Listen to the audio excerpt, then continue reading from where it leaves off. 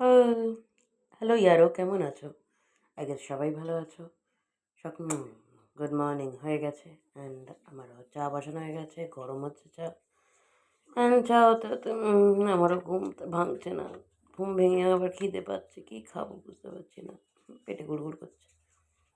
দেখি কি খাওয়া যায়।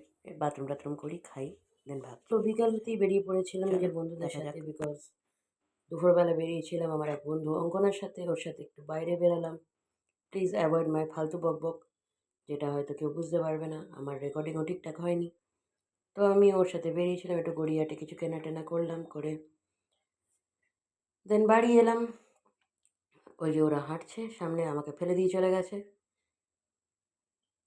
এত তাড়াতাড়ি হাঁটে ওরা।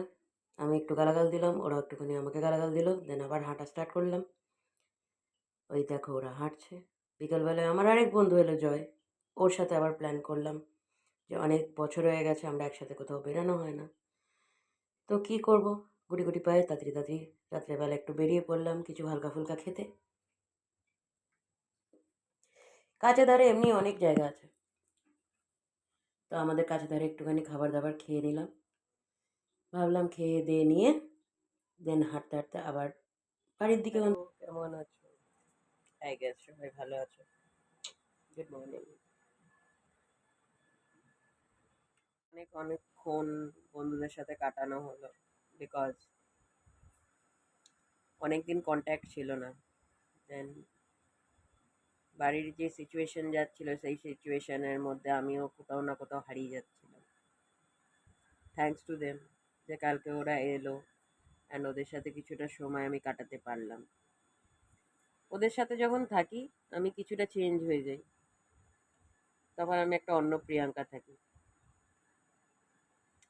তো থ্যাঙ্কস টু দেম, যে ওরা এলো সময় বার করে। আজকালের এই ব্যস্ত লাইফে সময় বার করে আসাটা হচ্ছে খুব বড় ব্যাপার। তো ওয়েল, কালকে তো দিতে পারিনি, আজকে দিয়ে দিচ্ছি। হোপফুলি আমার এই আপডেটটা তোমাদের খুব ভালো লাগবে। আর সকাল সকাল আমার এই পান্তুয়াটার সাথেও দেখা করে নিন আপনারা। আর পান্তুয়া এখন আমার পান্তুয়া এখন অন্যরকমভাবে আছে, তো একটু